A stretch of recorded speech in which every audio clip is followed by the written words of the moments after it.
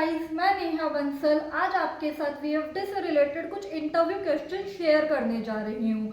तो अगर आप भी अपने इंडस्ट्रियल ऑटोमेशन इंजीनियर के इंटरव्यू की प्रिपरेशन कर रहे हैं या आपका इंटरव्यू अभी होने ही वाला है तो ये वीडियो आपके लिए बहुत यूजफुल होने वाली है। तो चलिए बिना टाइम वेस्ट के वीडियो को शुरू करते हैं। चलिए तो इंटरव्यू स्टार्ट करते हैं।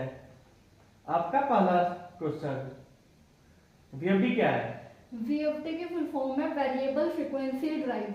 ये एक डिवाइस है जो कि मोटर की स्पीड को कंट्रोल करता है by changing it's voltage and frequency. अच्छा, और वीएफडी का यूज क्यों होता है? वीएफटी का यूज मोटर की स्पीड कंट्रोल करने के लिए, उसे सेफ स्टार्ट एंड स्टॉप देने के लिए, ओवर वोल्टेज से प्रोटेक्शन के लिए और एनर्जी सेविंग के लिए किया जाता है। अच्छा, वीएफडी में मेन पार्ट क्या है? वीएफटी के main part rectifier, filter circuit, inverter and it's control circuit. Motor की स्पीड फ्रीक्वेंसी से कैसे कंट्रोल करते हैं? सर, जो स्पीड होती है वो फ्रीक्वेंसी के डायरेक्टली प्रोपोर्शनल होती है।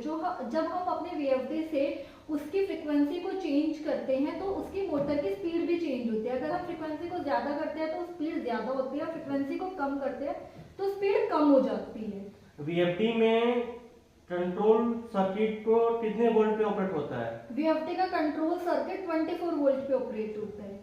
और वेक्टर कंट्रोल क्या है? वेक्टर कंट्रोल एक एडवांस टेक्निक है। इसमें जो हमारे वीएफडी है वो टॉर्क और स्पीड को इस तरीके से कंट्रोल करती है जिससे हमें मतलब लो स्पीड पे भी हाई टॉर्क मिले।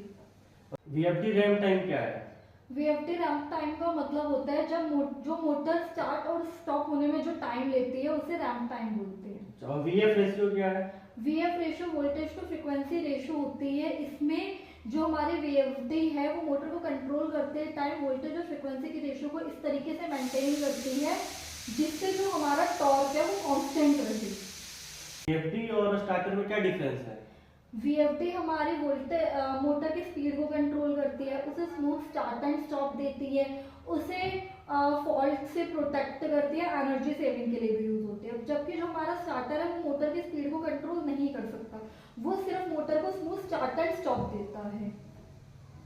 एक्सेलरेशन और डीएक्सेलरेशन टाइम क्या है? एक्सेलरेशन टाइम का मतलब होता है जो मोटर जब हमने वीएफडी से मोटर को कमांड दी स्टार्ट के लिए तो जो टाइम अपने लो स्पीड से हाई स्पीड तक पहुंचने में लेती है उसे बोलते हैं एक्सेलरेशन टाइम।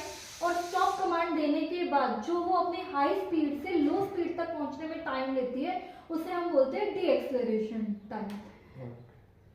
अगर आपको ये वीडियो पसंद आई हो तो please like, share and subscribe to our channel.